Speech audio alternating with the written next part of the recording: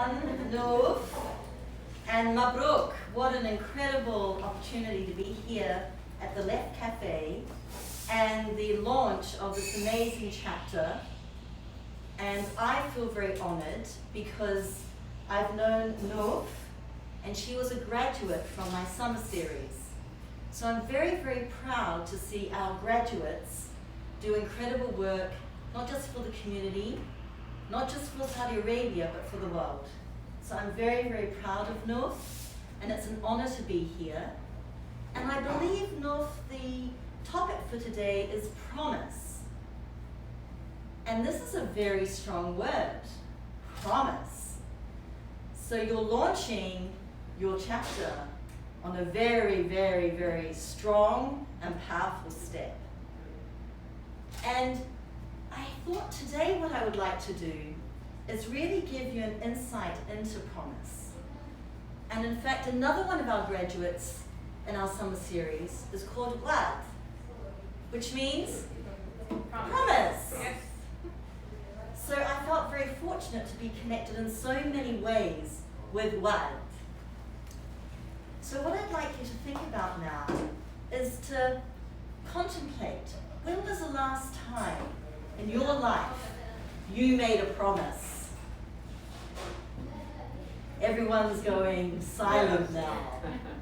Promise. So I'm going to talk today about the definition. I'm also going to give you some insights, and I'd like to share a story on promise. So think about the last time you made a promise to somebody. Maybe it went something like this. I promise I will be more caring. I promise I will be more kind. I promise I'll be more patient. Or maybe your promise went like this. Promise me that you will do your homework. Promise me that you will study hard. Or maybe the promise went something like this. Your project shows great promise. So we hear promise, we say it a lot, we hear it a lot. But I'm going to challenge you. Did you live that promise? Did you hold that promise? And were you truthful to that promise? So hold that thought there, and I'm going to talk about promise, both as a definition and also looking at promise and the history of promise. So promise can be a noun and it can be a verb. So my focus today is more about the verb. So when we hear promise in relation to a verb, it's about a guarantee, it's a pledge, it's a commitment. Would you agree? Yes, I'm getting a lot of nods. When we talk about promise as a noun, it's more about making a declaration or showing potential. And here's an interesting fact about promise. In the 1850s, promise was used in vocabulary and writing at a very high point. And guess what happened? Over time, it decreased. And if you Google promise now, you will find in 2019, promise is coming back up in popularity. Isn't that interesting? So that made me think about promise. Maybe promise is more than a commitment or a pledge or a guarantee. In fact, I think from my research that promise is more about how and when. So this is going to be one of my stories that I'll be sharing today. And if we deep dive into promise a bit more, we can find that it's a Latin word. It's derived from a Latin two words. Pro, meaning forward, and mettere, which means send. Interesting, huh? Promettere. is Latin for promise. Now, here's my biggest insight from my research. And I always like to think about, how does all this make sense today? And I started to think, like I asked you this morning in Creative Mornings, is think about the last promise you made that really was impactful in your life. Because as I mentioned, promise is about how and when. And when I think about it, my biggest promise was to someone that when I was in a very challenging or a time of transition for myself. And I'm going to say this in Arabic, ya shukran Noof, for allowing me. But the English translation to my promise I made was bloom from where you are planted. And in Arabic, that is azhar aynama zurat. I'm going to say it again because I've been practicing it all week. Azhar aynama zurat. Bloom from where you are planted. And this story happened to me when I arrived in Saudi Arabia in 1997. Most of you will be in kindergarten or perhaps even not born yet. But in 1997, I had the opportunity to travel to Saudi Arabia. I had never been here before. And it was an exciting adventure. And I arrived in Saudi Arabia and I was amazed at how exciting it was and the friends that I made and the new job that I had walked into. And I was very, very excited about this opportunity. So in my first year, I ended up meeting friends, moving into a new job, setting up a new home. And I thought, you know what, this is great. I love being here. It's a new culture, it's a new lifestyle. I'm meeting new friends. I'm learning a lot. And mashallah, the desert, I loved going out in the desert and traveling and adventuring to the souks. Very exciting. But you know what happened? After 1 year, I was told that I was going to move to a new location. And I had just planted myself in one place. I felt very secure. I had all my friends and I had a great lifestyle. And I had no choice. I was told you must go to this new location.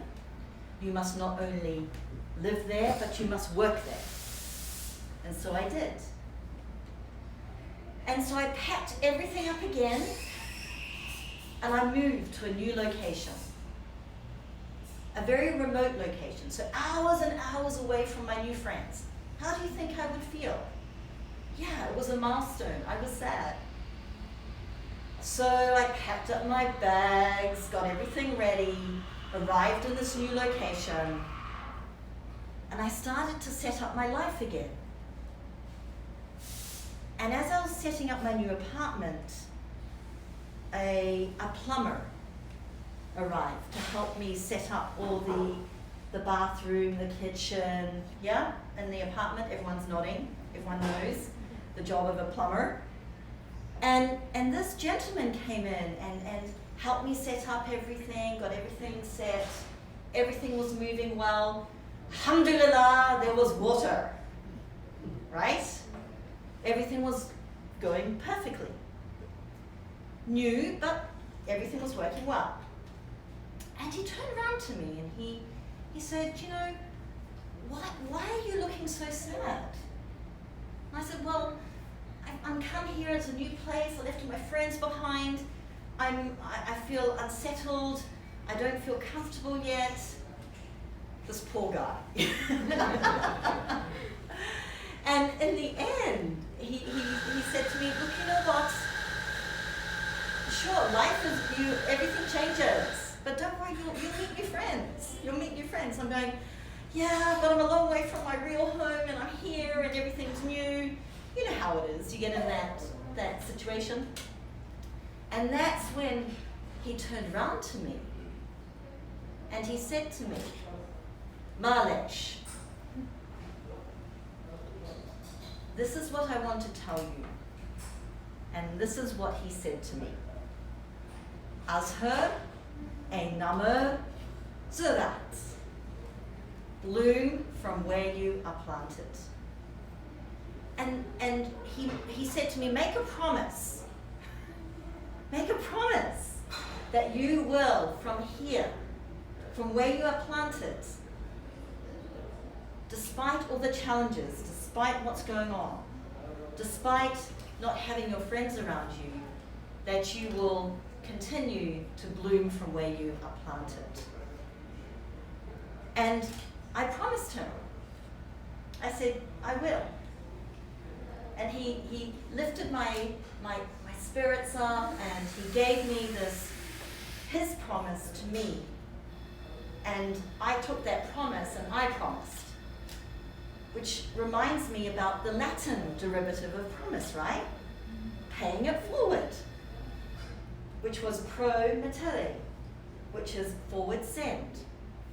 So since this is the launch of your Creative Mornings, what I really wanted to do today was to pay it forward, to send this promise that I made to myself, and I also made to this gentleman, Muhammad, who came to fix all my plumbing in my new apartment, in my new community, and I promised that I would bloom from where I am planted.